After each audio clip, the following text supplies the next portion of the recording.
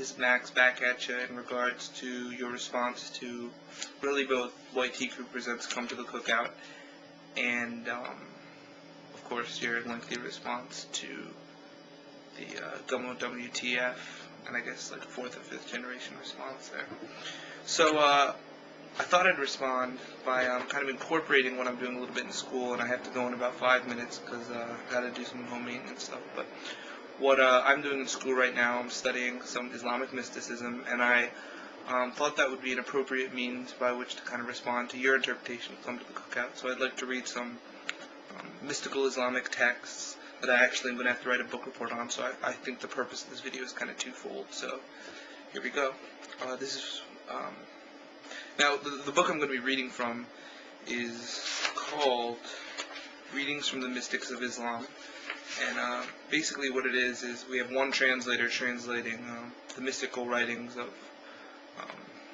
like a huge variety of saints and sages and so forth, and you know, there's a miniature biography of them, a few sentences, and then several very significant, you know, sayings of these people.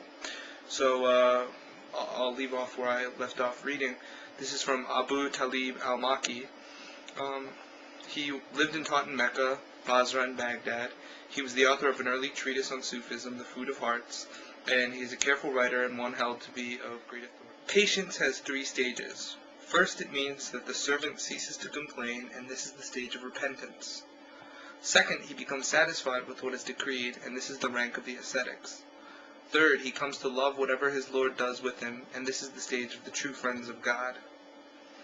The beginning of asceticism is concern in the soul for the next world, and then the coming into existence of the sweetness of hope in God. And concern for the next world does not enter in until concern for this world goes out, nor does the sweetness of hope enter in until the sweetness of desire has departed. True asceticism means the thrusting out from the heart of all thought of worldly things, and the reckoning of them as vanity, and only so will asceticism become perfect. Asceticism leads directly to fellowship with God.